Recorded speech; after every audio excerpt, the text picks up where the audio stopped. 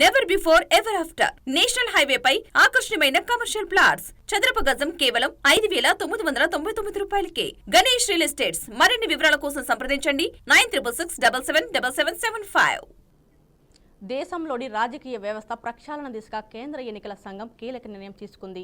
గత 6 ఏళ్లుగా కనీసం ఒక ఎన్నికలో కూడా పోటీ చేయని క్రియారహితంగా ఉన్న 334 రాజకీయ పార్టీల రిజిస్ట్రేషన్ రద్దు చేస్తున్నట్లు శనివారం అధికారికంగా ప్రకటించింది. కేవలం కాగితాలకే పరిమితమైన ఈ పార్టీలపై వేటు వేయడం ద్వారా ఎన్నికల ప్రక్రియలో పారదర్శకతను పెంచాలని ఈసీ లక్ష్యంగా పెట్టుకుంది. ఎన్నికల సంఘం నిబంధనల ప్రకారం రిజిస్టర్ అయిన పార్టీలు క్రమం తప్పకుండా ఎన్నికల్లో పోటీ చేయాల్సి ఉంటుంది. అయితే 2019 నుంచి ఇప్పటి వరకు ఈ 334 పార్టీలు ఏ ఎన్నికలోనూ తన అభ్యర్థులను నిలబెట్టలేదు.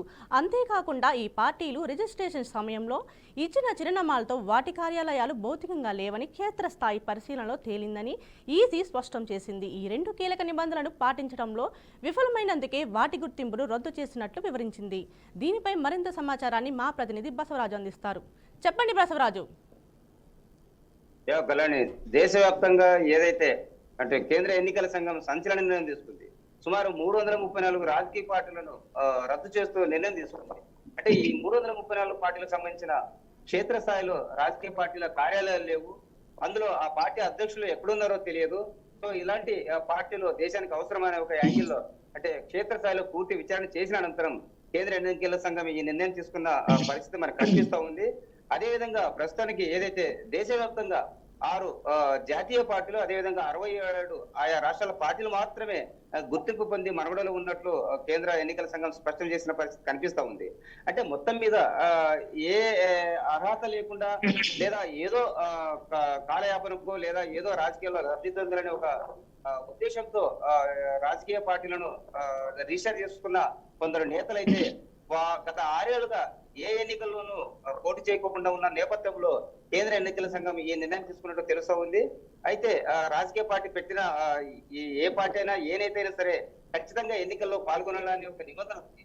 అయితే ఆ నిబంధనలు ఎక్కడ పాటించకుండా కేవలం రిజిస్టర్ చేయించుకునే ఒక లెటర్ పాడిపైన అంటే తమ రాజకీయ పక్కం గడుపుకోవడానికి లేకపోతే వేరే ఇతర పార్టీల్లో దుమ్మెత్తుకోవడానికి ఒక అంటే స్టేట్మెంట్ ఇవ్వడానికి ఉపయోగించుకున్న నేపథ్యంలో కేంద్ర ఎన్నికల సంఘం అయితే కఠిన నిర్ణయం తీసుకున్నట్టు మనకు తెలుస్తా ఉంది.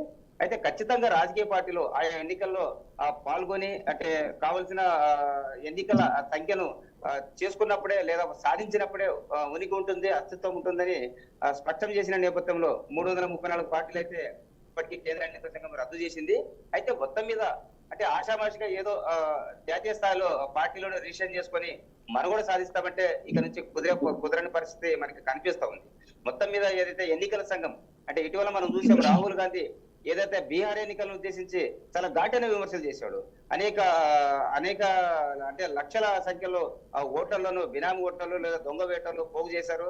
అదేవిధంగా అర్హత గల ఓటర్లు తీసేశారని ఒక ఘాటైన విమర్శ చేసిన నేపథ్యంలో ఎన్నికల సంఘము ఈ రకంగా అంటే కార్యాచరణ లేని లేదా అస్తిత్వము కోల్పోయినా లేదా ఉనికి లేని కొన్ని పార్టీల పట్ల కఠిన నిర్ణయం తీసుకుని అంటే కట్టడి చేయాలనే ఒక ఉద్దేశంతో వేటు వేసిన పరిస్థితి మనకు కనిపిస్తా ఉంది.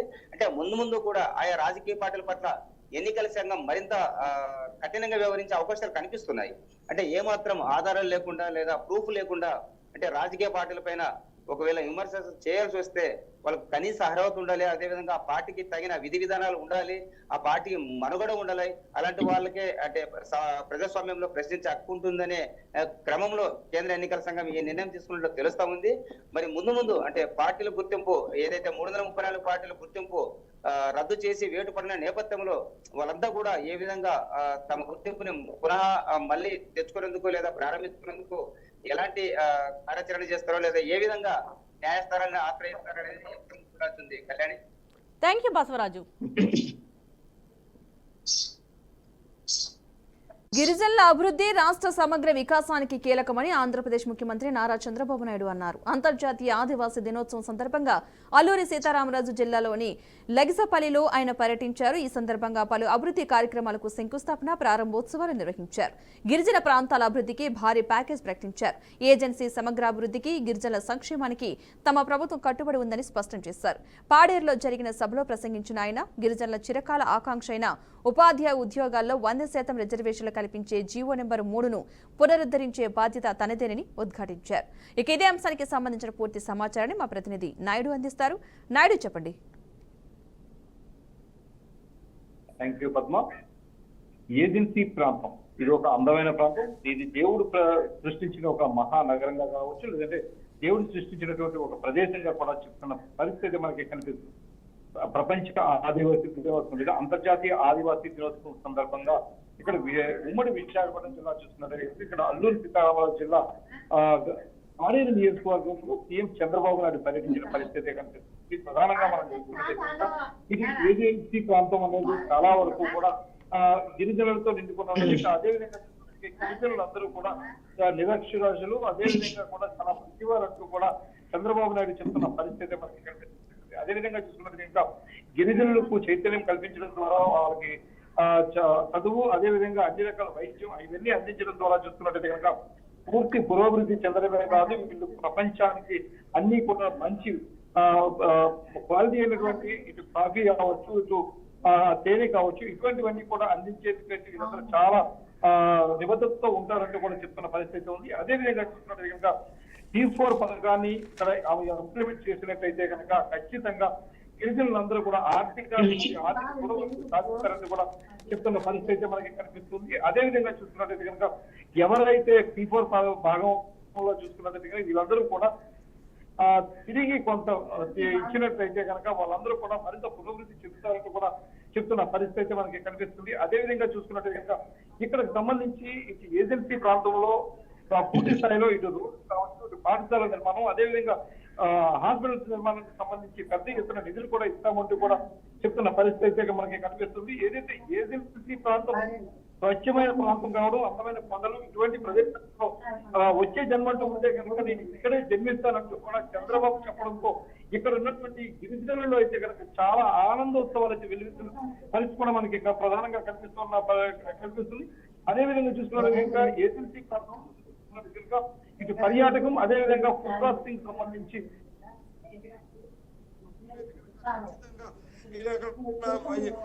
పూర్తి స్థాయిలో ఇక్కడ కూడా అయితే ఉంది. అదేవిధంగా డోలీ మూతలు లేనటువంటి ఏజెన్సీ ప్రాంతంలో నేను చూడాలని అనుకుంటున్నాను. గతంలో చూసుకున్నట్లయితే కనుక ఎప్పుడు ఎన్నో పూర్తి స్థాయిలో రోడ్లు కావచ్చు, పాఠశాలలు, హాస్పిటల్స్ వంటి నిర్మాణం కూడా చేపట్టిన ఘనత చెందుతున్న ఉంది. అదేవిధంగా చూసుకున్నట్లయితే కనుక గిరిజనుల్లో పూర్తి స్థాయిలో చైతన్యం తీసుకురావడం ద్వారా వీళ్ళందరికీ కూడా మంచి ఉద్యోగాలు కల్పించవచ్చు. అదేవిధంగా చూసుకున్నట్లయితే కనుక గంజాయి వంటి ద్రవ్యాలకు దూరంగా ఉండాలంటూ కూడా గిరిజనులందరికీ పిలుపునిచ్చిన పరిస్థితి కనిపిస్తుంది.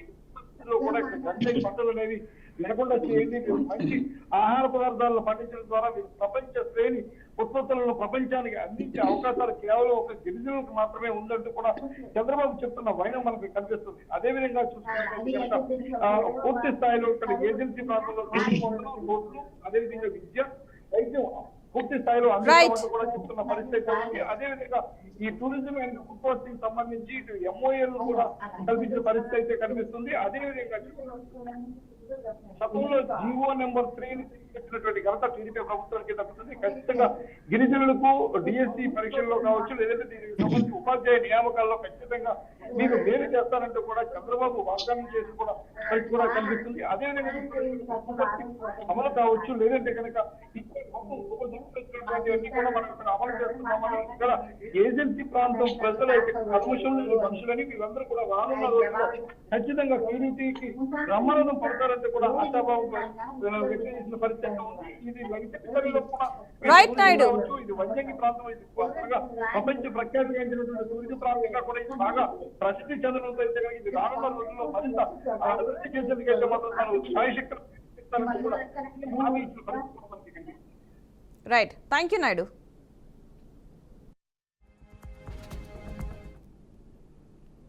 సార్వత్రిక ఎన్నికల తర్వాత జిల్లాలో జరుగుతున్న పులివెందుల ఒంటిమిట్ట జెడ్పీటీసీ ఉప ఎన్నికలు అసెంబ్లీ ఎన్నికలకు తలపిస్తున్నాయి.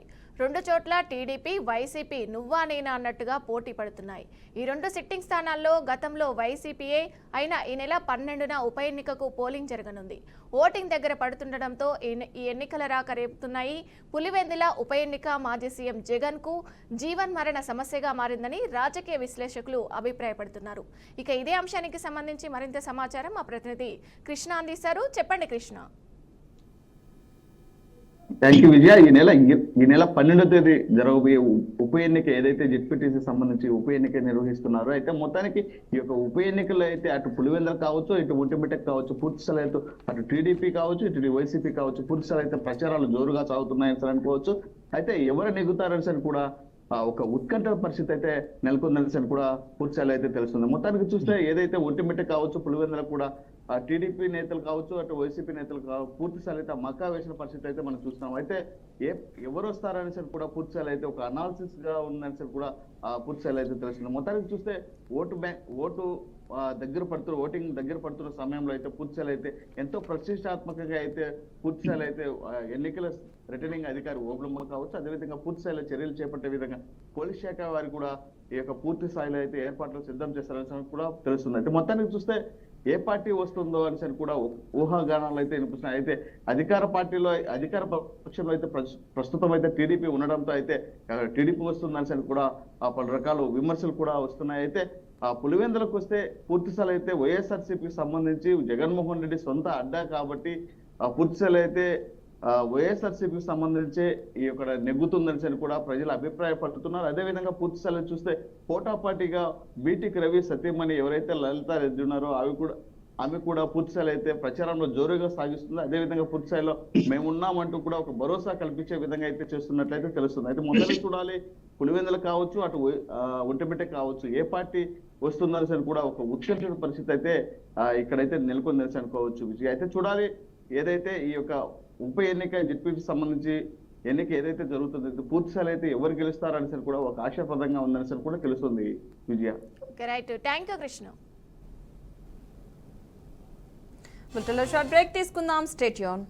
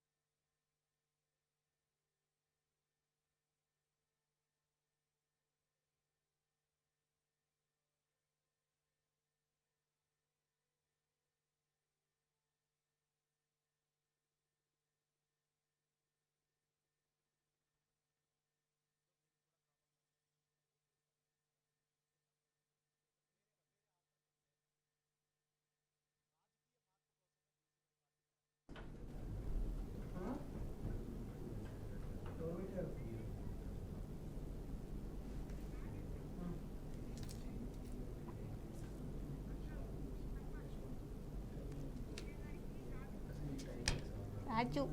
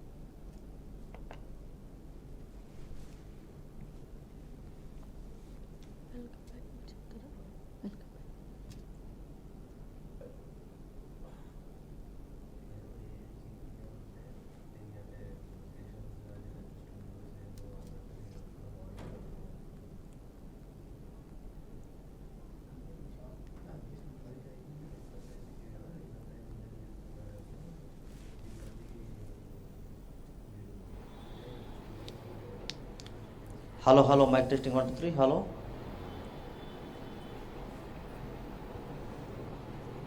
ఓకే.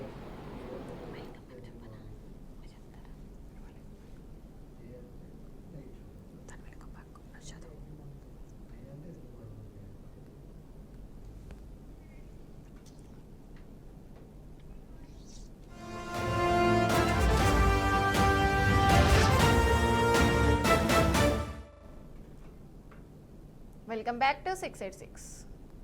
కేటీఆర్ తన ఫోన్ ట్యాపింగ్ చేయించాడని తనకు తెలుసని బండి సంజయ్ అన్నారు. ఫోన్ ట్యాపింగ్పై తడి బట్టలతో తాను ప్రమాణానికి సిద్ధమని బండి సంజయ్ అన్నారు. కావాలంటే తన ఫ్యామిలీ మొత్తాన్ని తీసుకొచ్చి ప్రమాణం చేయిస్తానని అన్నారు. ఏ గుడికి రమ్మంటారో కేటీఆర్ టైం అండ్ డేట్ చెప్పాలని బండి సంజయ్ కేటీఆర్కు సంచలన సవాల్ విసిరారు. తన సవాలుపై కేటీఆర్ స్పందించాలని అన్నారు. సొంత బీఆర్ఎస్ పార్టీ నాయకులు అందరి ఫోన్లు కూడా ట్యాప్ చేయాలని తెలిపారు.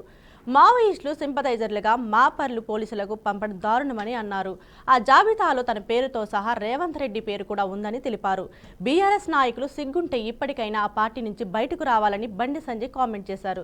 ఇదే అంశంపై మరింత సమాచారాన్ని మా ప్రతినిధి రాజేంద్ర అందిస్తారు. చెప్పండి రాజేంద్ర.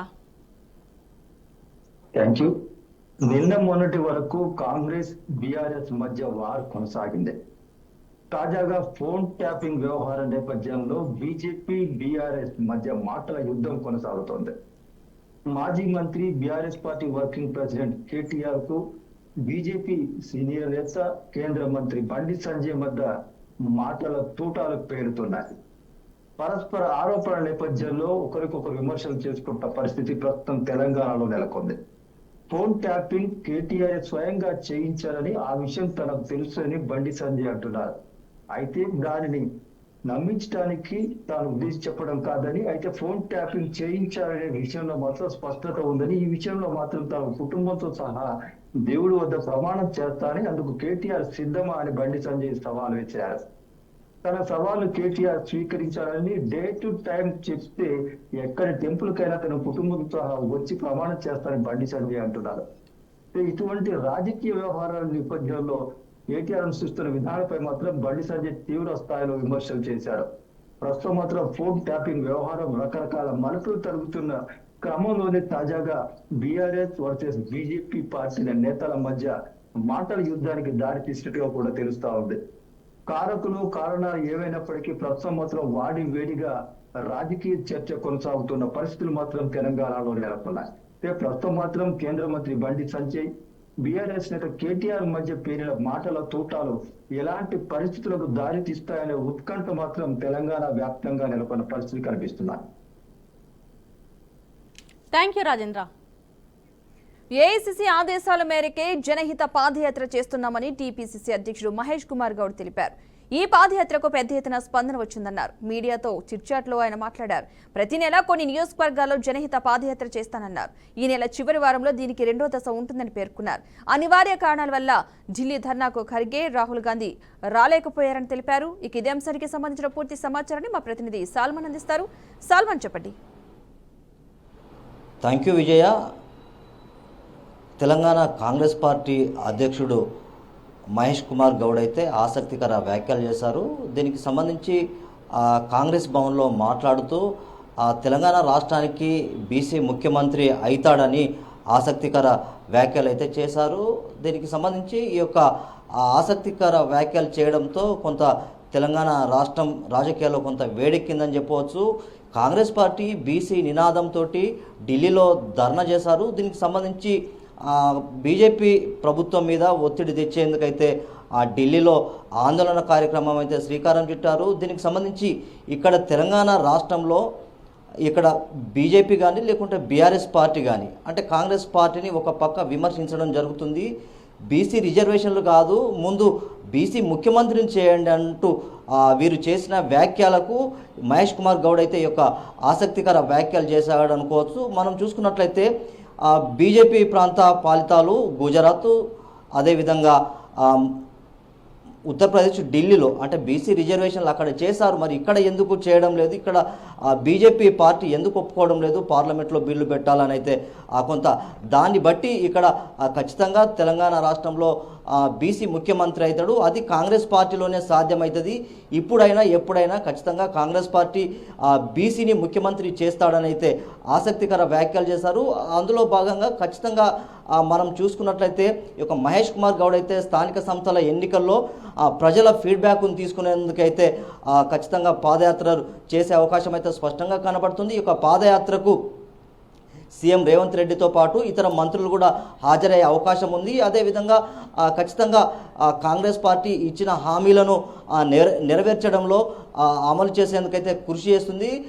కొన్ని దుష్ప్రచారం అయితే చేస్తున్నాయి. సీఎం రేవంత్ రెడ్డికి పిసిసి అధ్యక్షుడికి నాకు కొంత మధ్య విభేదాలు ఉన్నట్టు కొంత ప్రచారం చేస్తుంది. ఖచ్చితంగా ఆ యొక్క ప్రచారం అయితే నేను కొట్టిపారేస్తున్నా. ఖచ్చితంగా ఆ ఇద్దరి మధ్యలో మాకు సైక్యత ఉంది. ఇద్దరం కలిసి పార్టీని ఖచ్చితంగా నడిపించి రానున్న స్థానిక సంస్థల ఎన్నికల్లో పెద్ద ఎత్తున అభ్యర్థులను గెలిపించుకునేందుకైతే ఆ పార్టీ కృషి చేస్తుంది. అదేవిధంగా ఖచ్చితంగా ఈ యొక్క స్థానిక సంస్థల్లో కాంగ్రెస్ పార్టీ విజయడంక మోగించేందుకైతే ఖచ్చితంగా అభ్యర్థులను ఎన్నిక చేసే విషయంలో ఖచ్చితంగా పెద్ద ఎత్తున విజయం మోగించేందుకైతే కాంగ్రెస్ పార్టీ ముందుంటుందని పిసిసి అధ్యక్షుడు మహేష్ కుమార్ గౌడ్ చెప్పారు. Right, thank you Salman. వైద్య వర్గాల్లో సృష్టి ఫెర్టిలిటీ కేసు మరోసారి తీవ్ర చర్చనీయాంశంగా మారింది. ఈ కేసులో పోలీసుల దర్యాప్తు వేగం పెంచింది. తాజాగా ఈ కేసులో విశాఖపట్నంలోని కింగ్ జార్జ్ హాస్పిటల్కు చెందిన ఇద్దరు వైద్యులను గోపాలపురం పోలీసులు అరెస్ట్ చేశారు. అరెస్ట్ అయిన వారిలో మత్తు వైద్య విభాగాధిపతి డాక్టర్ వాసుపల్లి రవికుమార్, ప్రసూతి విభాగం అసిస్టెంట్ ప్రొఫెసర్ ఉషాదేవి ఉన్నారు. ఇక వాసుపల్లి రవికుమార్ మాజీ ఎమ్మెల్యే తమ్ముడు కావడంతో ఈ కేసులో మరో రాజకీయ కోణాన్ని తీసుకురాబోతుంది. ఇక ఇదే విషయానికి సంబంధించి మరింత సమాచారం మా ప్రతినిధి రాజు అందిస్తారు. రాజు, చెప్పండి.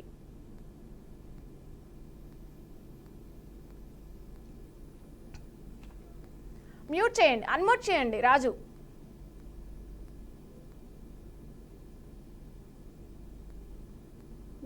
రాష్ట్ర వ్యాప్తంగా పెను సంచలనంగా మారినటువంటి సృష్టి కేసు వ్యవహారం అయితే రోజుగా మలుపు తిరుగుతుంది. ఎవరెవరితో లింకులు ఉన్నాయన్న దానిపైన ఆరోపిస్తూ పోలీసులు అయితే తమ విచారణ అయితే మరింత వేగవంతం చేసినటువంటి పరిస్థితి. తమ విచారణలో ముందుకు సాగుతున్నటువంటి పరిణామ క్రమంలో మరికొంతమంది హాస్పిటల్ కి సంబంధించినటువంటి వారితో లింకులు ఉన్నాయని కూడా పోలీసులు ఇప్పటికే గుర్తించారు. ఇందులో భాగంగా కేజీహెచ్ వైద్యులకు సంబంధించి నందనతో ఆ సృష్టి కేసుకు సంబంధించి కొంత లింకులు ఉన్నాయంటూ భావించినటువంటి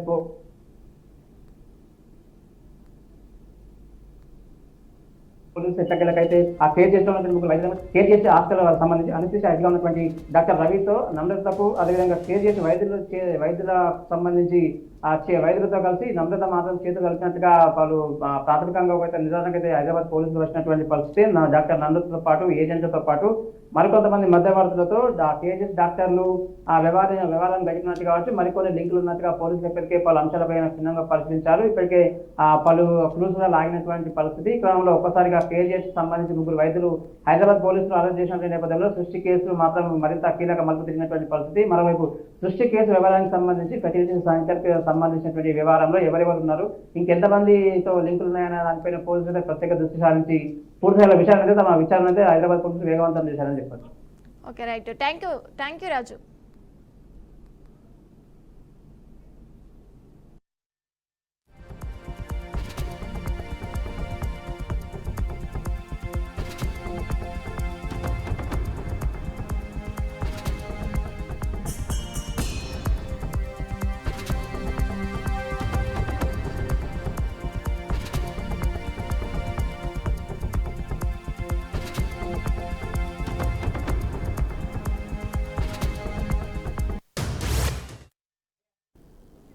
ఇవి 6 at 6 updates. Keep watching BRK News. తెలుగోడి సత్తా.